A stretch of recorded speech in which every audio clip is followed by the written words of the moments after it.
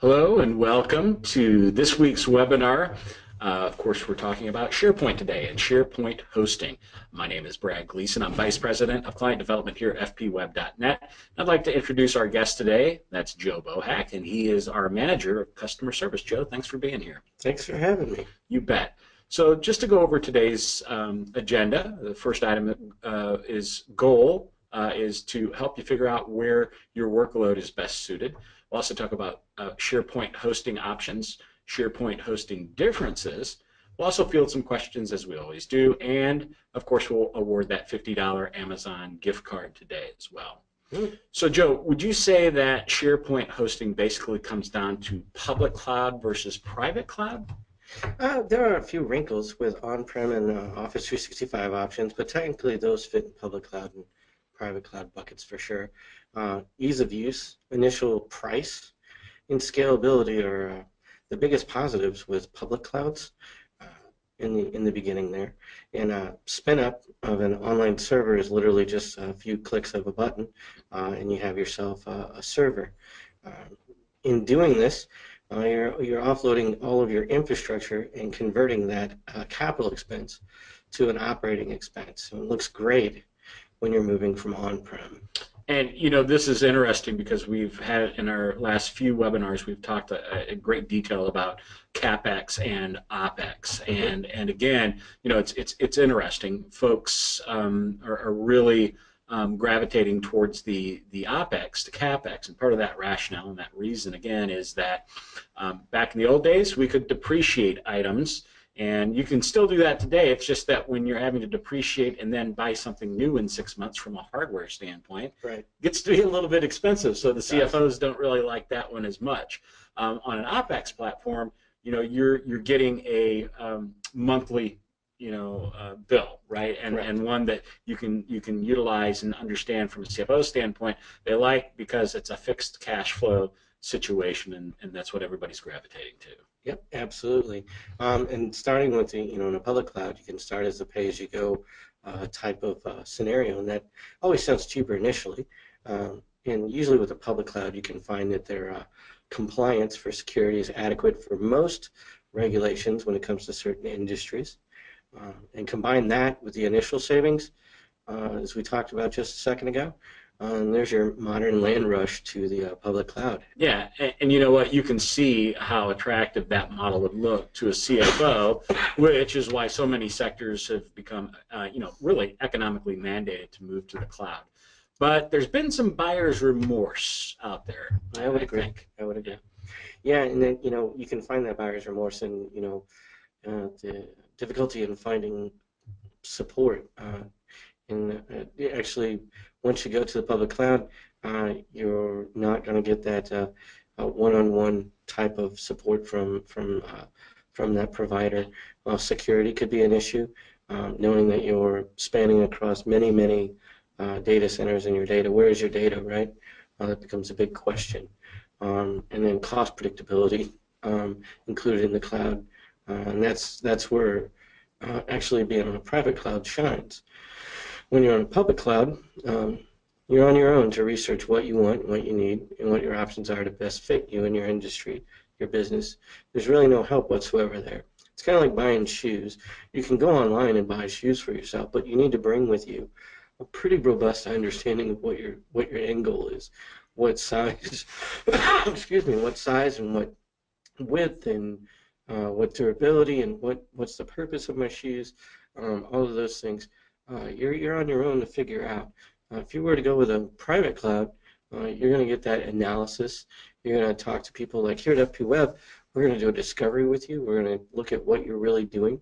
You're going to be talking to live people, and you're going to learn what fits you best and what those needs are. Yeah, and honestly, if you're not getting those, if you don't, you should go someplace else. And one other thing with the with the shoe analogy, it's one of those things where again, sounds good up front. Even if you've got all of your measurements per se, do you really know if that's going to be a good fit until you actually try it on and be able to go through it that way? Correct. I absolutely agree.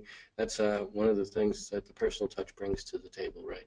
Is that custom fit. It's not cookie cutter. So when you think about that, I can't really talk for all private clouds, but I know that generally they're more hands-on than a public cloud provider. Here at Fpweb.net, for example, you'll get the support of a live person here in St. Louis answering the call whenever you call us, or responding to the support ticket when you put it in. And we average that initial response at about 6 minutes, day or night, weekends, it doesn't matter. We have somebody that's going to actually reach out, back out to you. It's not automated. It's actually a person that's going to start on your case. So that's a good thing. And unfortunately, that's more of a good luck getting a hold of somebody that quickly in the public cloud. Right, right. So most public cloud services provide incident response, malware protection, and a range of disaster recover failover profiles. That is true, but however, because of how they operate in such a large scale, automated platforms, there is clear delineation of personalized data management responsibilities being pushed to the customer and not actually the provider. So the customer is actually the custodian of their own data there. Excuse me. And the public cloud services infrastructures are secure, but unlike data protection also provided by private cloud services, public clouds can only protect their platforms, not you. Got it. So the public clouds are shared by multiple tenants, which means sharing performance issues as well. Yeah, absolutely. You could think about it as a tenement building or a hotel where there's the one lock and key that's going to get you in, but everybody's using it and the access to that. So in a private cloud, you're actually going to get more on a one-to-one household type of idea. You're actually going to have your own server. You're going to have your own server farm, however you want to build it out or configure it. That maximizes your performance. You're not worrying about what's going on someone else's VLAN or what's going on someone else's, if you're in a virtual machine just doing a site collection or a web app or whatever you're doing, you are going to succumb to whatever's happening somewhere else. So that's a big deal. Single point of failure in a public cloud, is an exposure too. I know recently AWS, they had an outage that kind of took down many hours, took down their entire network, and I did some research to find out what was going on there. And it's an interesting story. There was it's no fault to the engineer, but it sounded like there was an individual there who ran a command to work on a segment of servers in a controlled environment. Unfortunately, the command that was run was pretty powerful and damaging and turned everything off. And that can happen, right? So when you're out there in the public cloud, and I think it took some time to figure that out because the person that was working on those servers knew their servers were supposed to be off. They didn't realize Rome was burning down around them. Wow. So that's a pretty impressive sort of understanding of living in a giant apartment complex or having your own home, right?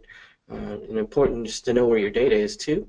With Fpweb, we have secure, redundant global infrastructure, and you decide where your data sits and where you want it to reside. It's also interesting. One of the things I forgot to mention earlier too, because we're going to go back on price a little bit, but the pricing question also comes up because of the fact that when you're in some instances you're locked into vendors, certain vendors when you're with certain folks, and with somebody like us that's not the case. We're vendor agnostic, and we want to make sure that we're performing at whatever the client's request is, right? Correct. What their need is as far as that's concerned. So expand a little bit on initial cost savings in public clouds and why that exists that way. Okay.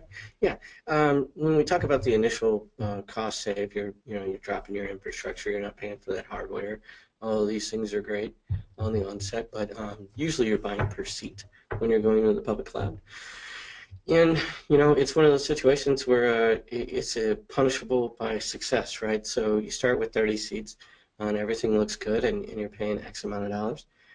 And your business explodes and it's doing really good, and now you've hired 30 more people. Now your bill just went up by 30 seats, right? Yep. So that's it's like penalizing you for being successful. So that gets interesting, right? Whereas in you run into also the other thing that the big thing that happens there is clients that we've seen before. They go to the public cloud and they run into the finding out that there's limited capabilities, functionality, and talks about that inconsistent billing that I just brought up. It messes with your budget, right? Because now instead of having that private cloud solution where I'm on a dedicated server, I found myself not being able to do certain things that I was doing before. And because of that, now I'm paying out money for either third-party software, consultants, or something, some sort of supplement. So I'm going to raise my hand here for a second because Sure. now what you're introducing to me is something that I don't think a CFO is going to like all that much. Now they might have signed off on this to begin with, but it sounds to me like that fixed monthly cost just went by the wayside once you really get into it. Is that a safe assumption? Yeah, absolutely, absolutely. And what you're going to find is that as you're growing, that bill is going to go up, just like a meter on a on a on the side of your house, right, for the electric, right? Got it. So one of the things I wanted to make sure people are aware, of course, and a little shameless plug here, Fpweb.net is an enterprise-class private cloud provider powered by VMware or Hyper-V technology and is rent-controlled with an unmetered pricing structure, resulting in more secure, compliant, and supported environment than any public cloud. Would you agree with that statement? Absolutely. Glad, because we would not have brought you on otherwise. Right, right. Okay, so find out more about dedicated SharePoint hosting in FPWeb's private secure cloud at www.fpweb.net/SharePoint. You're going to see a comparison table there to look at the differences between SharePoint versions side by side, and this is obviously something important for everybody who has Absolutely. those plans.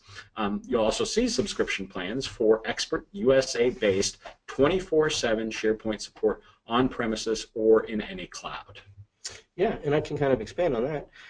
So we talk about subscriptions here for being a managed service provider and actually helping you in your SharePoint environment, even if you are somewhere else, and we can help you with that.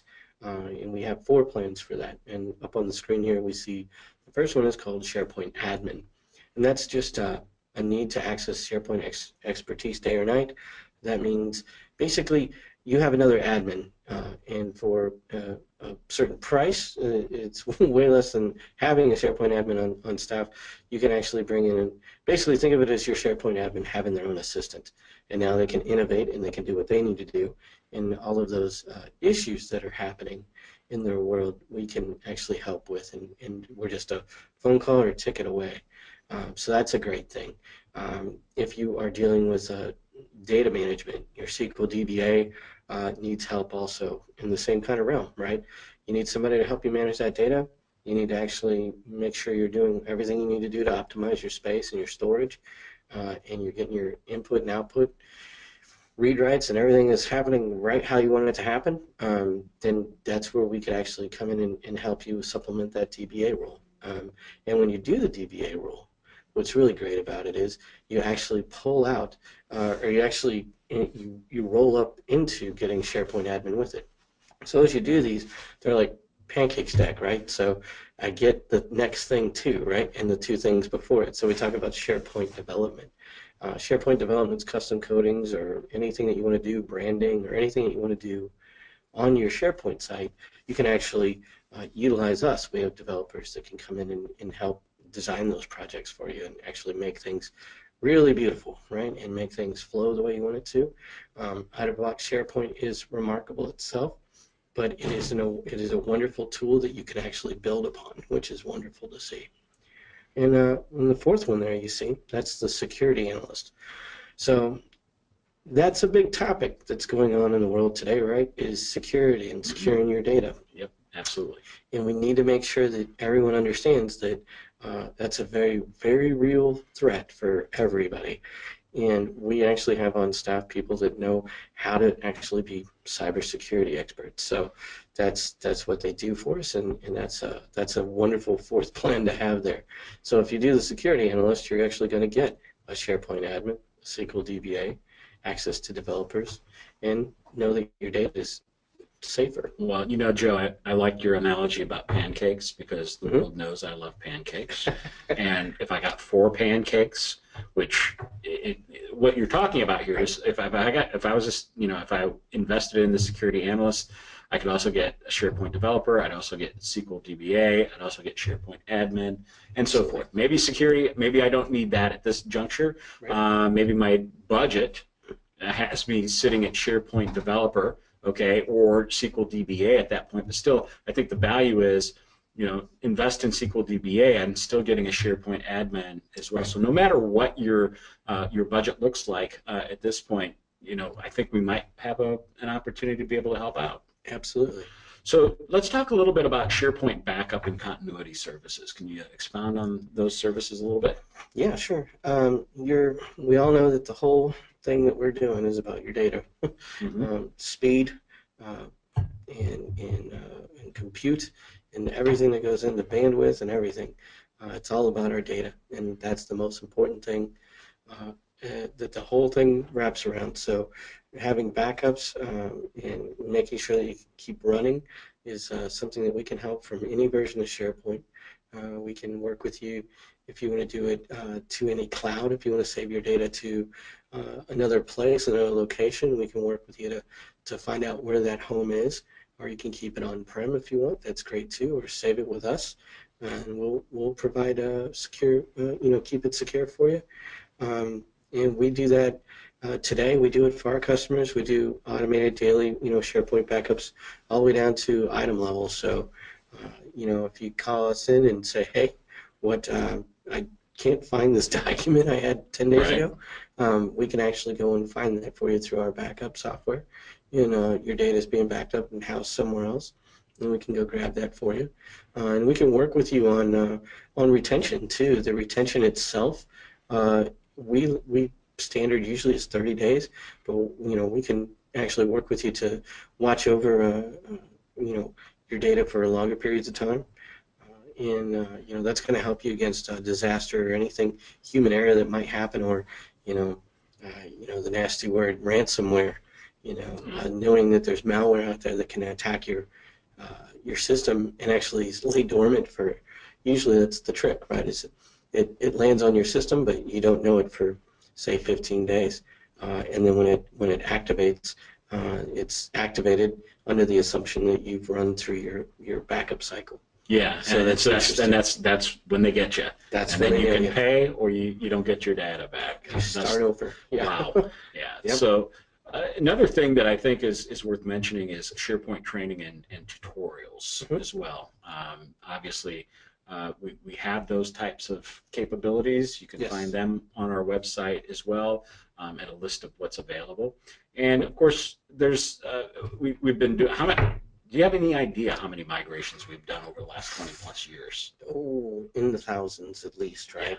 Yeah. So we've migrated anything you can think of. It seems like thinking through it.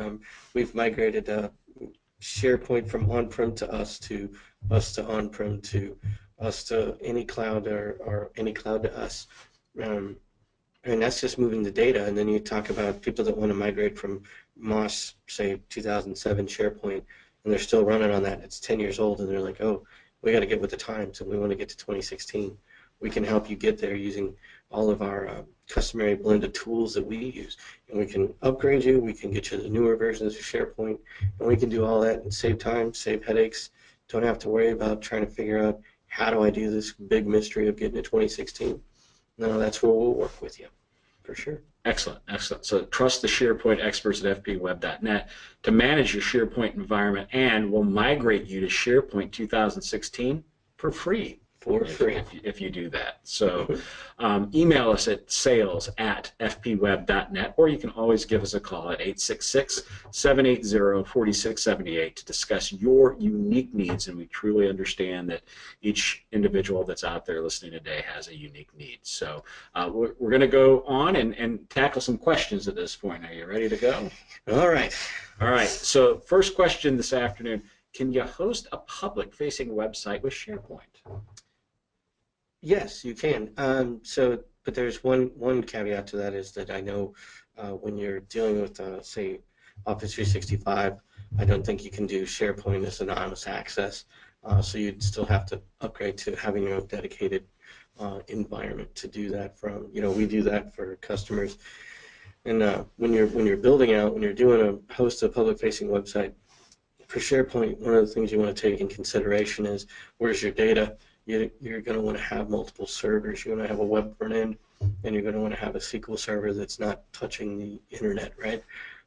So there's absolutely, you can absolutely do it. I know a lot of people do, right? And we host it and we help manage them. But the thing to know about that is that you got to keep your data safe. So the safest way to do that is in a private cloud, and you want to do that with a server farm or a duo starting from there. Excellent. Okay, great. So how hard is it to migrate SharePoint to a private cloud? Not hard at all, but I will say, as we talked about a minute ago, everybody has a unique need. Everybody has a unique situation. So what we have to do is we have to bring in our experts, as you know, and do a discovery with you and figure out what is it that you have today and how do we want to bring it over. Do you have third-party web parts? Do you have workflows that are customized by your team? Anything that has to happen in the actual execution needs to be discovered first. Yeah, I think it's interesting that you bring that up, and it's because we've seen this happen before where people will do migrations. There's companies actually that will go out and do migrations without doing any type of discovery. And the downside of this happening, trust us, we get the calls after the fact that somebody's made this mistake. Yes. You can do the migration. What happens when you do a migration and you don't do discovery, Joe? You find that about a third of your things are broken or don't work anymore. What does that mean? That means you either start over, or it's going to cost more.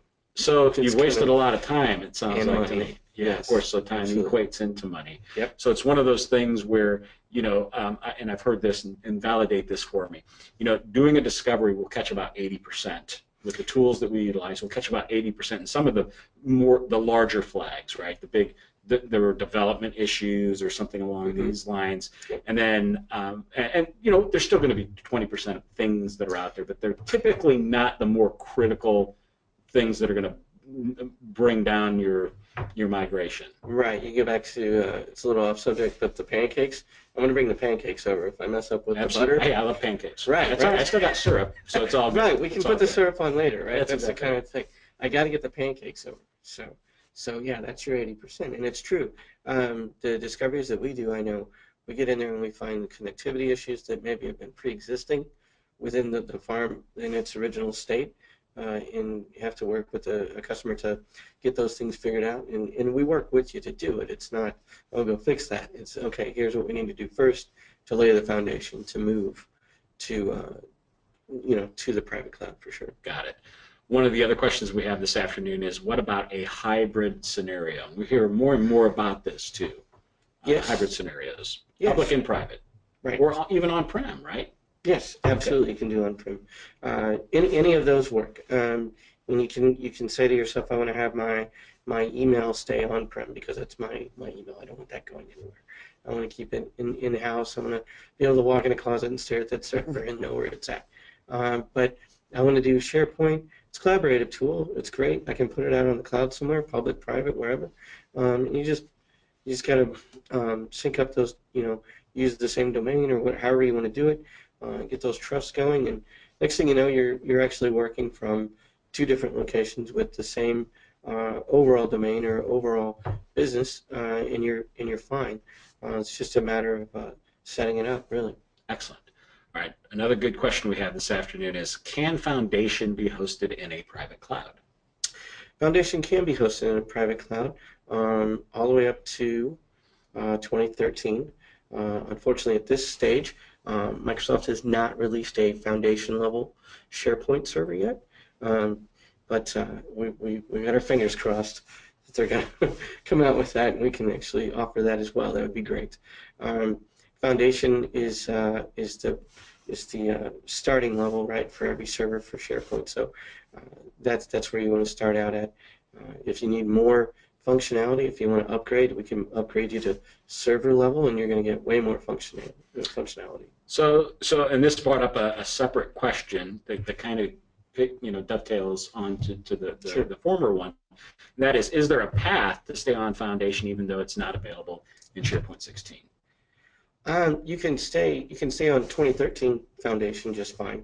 Or migrate to 2013 Yeah. if you're on a earlier version Oh of yeah, Foundation? absolutely, absolutely. If you're on MOS 2007 and you want to get to, or even if you're, we've even had customers come to us and say, we have a SharePoint site.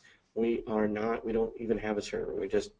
We're renting space out in an apartment complex, right? And they want to come and they want to upgrade and they want to get their own server. They want to have that functionality, and we can actually pull your site collection and create your web app and drop it right in a central admin on your very own server. And the next thing you know, you have the keys to the castle, and you can start at a foundation level for that, and it's great. Excellent, excellent. Let's do one other one. Is there enough value to upgrade from Foundation to server in your mind? Oh yeah, yeah. I would say Foundation, like I said before, Foundation is a good way to introduce yourself to SharePoint for sure, and it does wonderful things. But a lot of workflows and a lot of the neat bells and whistles, if you will, of managing web apps and user groups and doing alerting and workflows and all this wonderful stuff, you're going to have to move yourself to server level of SharePoint. So I would say that's your best bet, right? You want to actually look at the differences, right, and actually see what they are. I think we can do that actually on our website. Absolutely, right? yeah. As a matter of fact, we do have a comparison table on www.fpweb.net/SharePoint, and those have those side-by-side features on it. Okay, good. Yeah, so absolutely. That's all the time that we're going to have for this afternoon. I just want to make sure everybody is aware that we are going to email a link to a recording of this webinar along with the registration link for our next webinar, which will be about managed admin. And Joe, I believe you're coming back for that. 1 p.m. Central Time next Tuesday, March the 21st. And at this point, we'd like to announce the winner of our $50. Actually, I think we should be giving away pancakes personally. I know. But we're not. We're giving away $50 Amazon gift card, which Paulo, is it Pool? It looks like P-U-H-L. So Pool or Pool. If I've butchered your last name, I apologize, and as a result, we will give you a $50 Amazon gift card and not a stack of pancakes this afternoon. So thanks again for joining us for this webinar, and we'll look forward to seeing you next Tuesday. Thanks.